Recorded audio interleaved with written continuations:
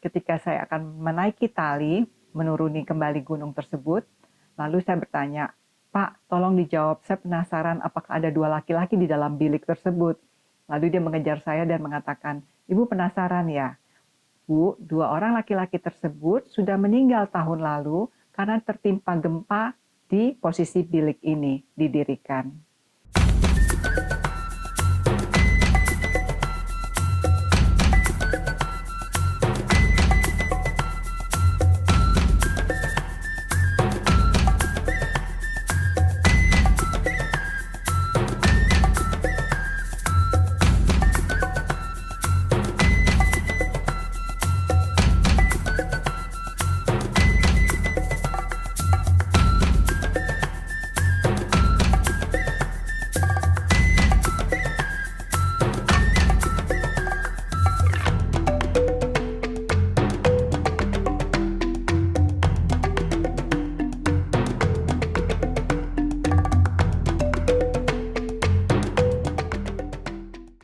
Assalamualaikum warahmatullahi wabarakatuh.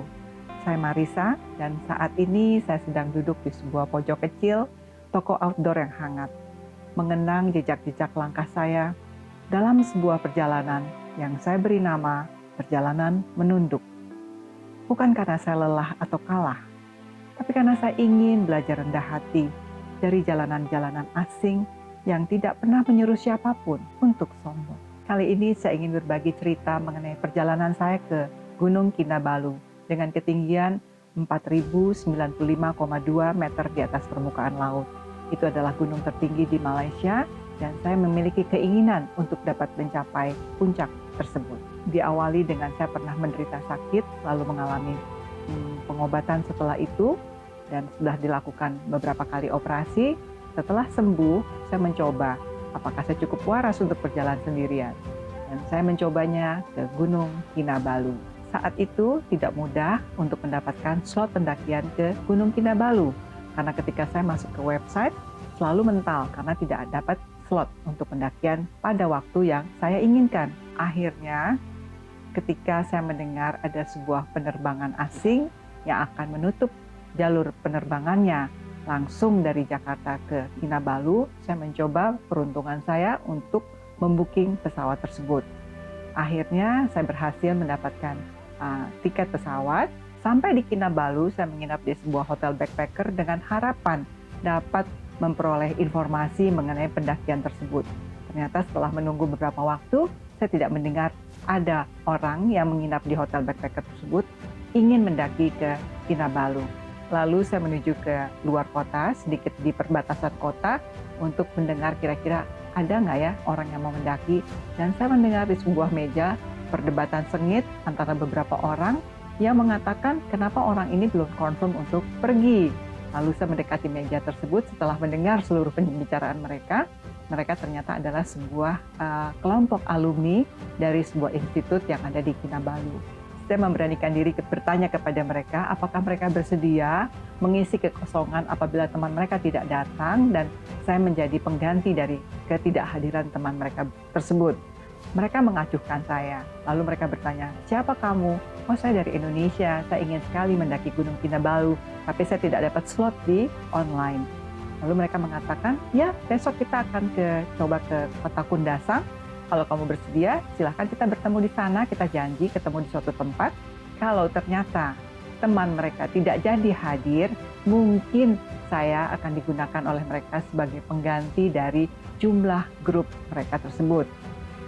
Kami bertemu di Desa Kundasang, berbincang-bincang beberapa waktu, sampai akhirnya malam tiba. Mereka belum memutuskan apakah saya akan dimasukkan ke dalam grup mereka atau tidak. Mereka semua adalah orang asing bagi saya, dan saya juga orang asing bagi mereka. Karena kami baru berkenalan di perbatasan kota kemarin. Ketika hari menjelang malam, saya bertanya kepada ibu warung, "Bu, boleh nggak saya menginap di sini? Karena jam 7 pagi besok mereka akan berkumpul lagi di sini." Lalu ibu warung mengatakan, "Kami tidak bersedia menerima Anda di sini karena kami akan memasak pada pukul 3 pagi dini hari. Dan kami akan terganggu kalau Anda ada di sini." Lalu mereka menawarkan kunci bahwa di belakang warung mereka ada sebuah bengkel.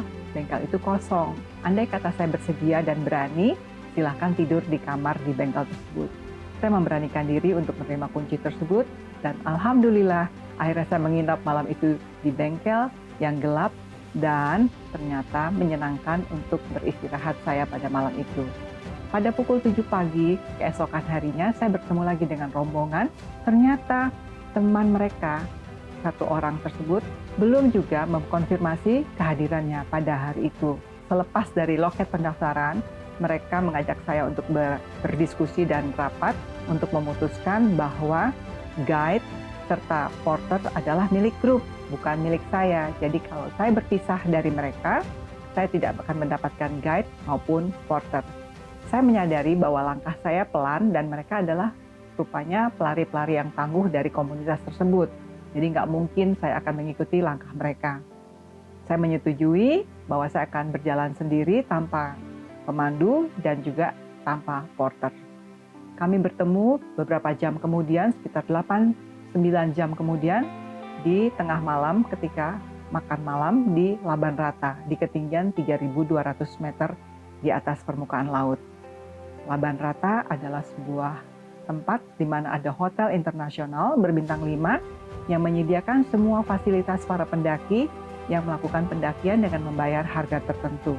Jadi kami menikmati air panas, kami menikmati tempat yang nyaman, kami menikmati juga makan malam yang berkelas sesuai dengan kelas bintang 5. Pada pukul 12 malam kami dibangunkan untuk bersiap-siap melakukan pendakian ke puncak Gunung Kinabalu. Dalam perjalanan awal, saya masih bersama-sama mereka melakukan pendakian malam. Tapi setelah itu, rupanya tidak terkejar langkah mereka oleh saya. Akhirnya saya berjalan sendirian hingga ke ketinggian 3.700. Di ketinggian 3.700 ada pemeriksaan akhir untuk menentukan bahwa kita layak naik ke puncak atau tidak. Waktu itu masih ada waktu setengah jam, jadi mereka memberi batas waktu. Di ketinggian 3.700 sebelum pukul 5 dini hari kita sudah tiba di sana, agar ketika tiba di puncak, matahari belum terlalu terik. Saat itu saya mengantuk karena jalan sendirian, dan karena mengantuk, jalan saya juga cukup lambat. Awalnya saya memilih pendakian Via Ferrata, tapi ternyata Via Ferrata sudah tidak ada karena kejadian gempa di tahun sebelumnya, sehingga jalur itu sudah rusak. Saya akhirnya melakukan pendakian menggunakan tali, yaitu melalui sayat-sayat. Ketika petugas pos pendaftaran di 3.700 meter menanyakan kepada saya, kenapa kamu baru masuk jam segini? Saya mengatakan bahwa saya sempat mengantuk tadi dalam perjalanan. Dia menyarankan saya untuk masuk sebuah bilik.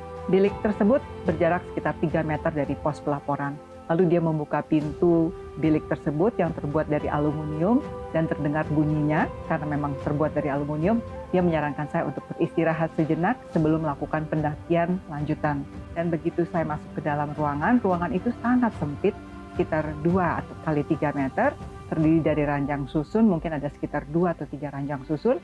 Saya tertidur di ranjang itu. Baru sebentar saya tertidur, tiba-tiba ada yang memanggil saya dengan suara sangat keras.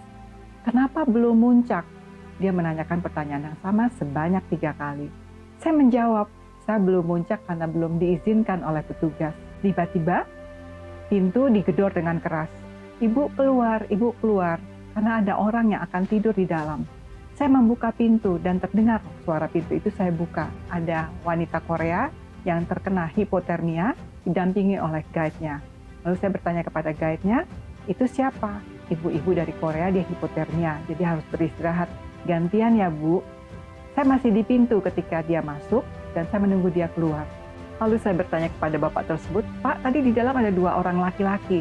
Bapak melihatnya kah? Lalu dia menjawab, tidak ada siapapun Bu di dalam ruangan, hanya ada ibu. So ibu yang membuka pintu ini. Lalu saya mengatakan kepadanya, Pak, tolong tanyakan sama petugas apakah ada 2 laki-laki di dalam sana. Lalu dia bilang, ibu tanya sendiri. Lalu saya mencoba menanyakan kepada petugas dan petugas hanya mendiamkan saya, tidak menjawab. Lalu saya melakukan pendakian ke puncak karena saya takut matahari terlalu terik. Nantinya saya bergegas menuju ke puncak.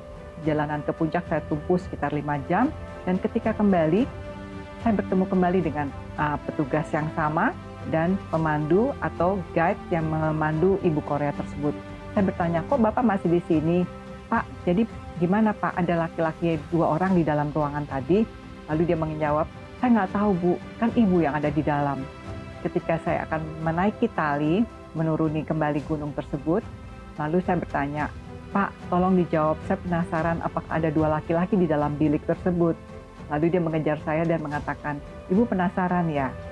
Bu, 2 orang laki-laki tersebut sudah meninggal tahun lalu karena tertimpa gempa di posisi bilik ini didirikan.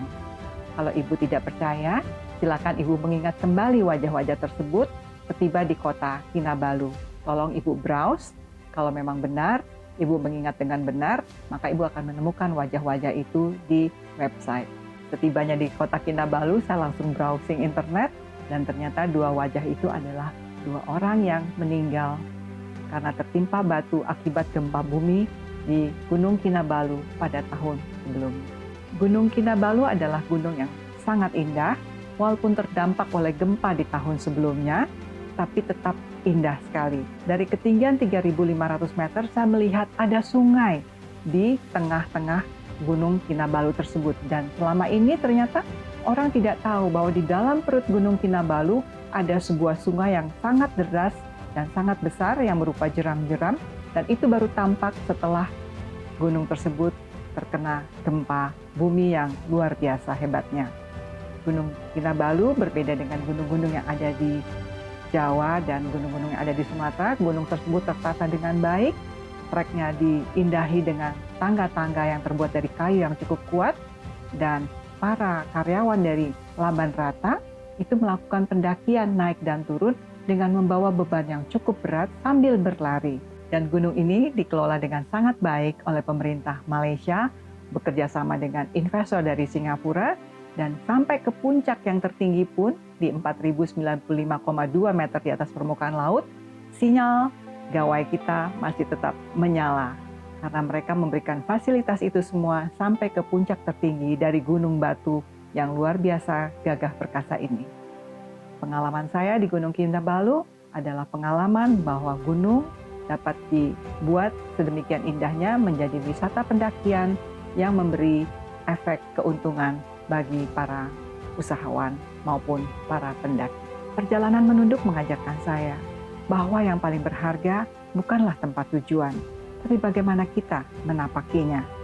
Bahwa manusia tidak perlu menaklukkan dunia, cukup berdiri bersisian dengannya sambil menunduk, belajar, menerima, dan memahami. Maka mari terus melangkah, bukan untuk mencari sensasi, tapi untuk mengasah empati dan mengenal diri kita yang sesungguhnya. Saya Marisa, terima kasih sudah menyimak. Wassalamualaikum warahmatullahi wabarakatuh.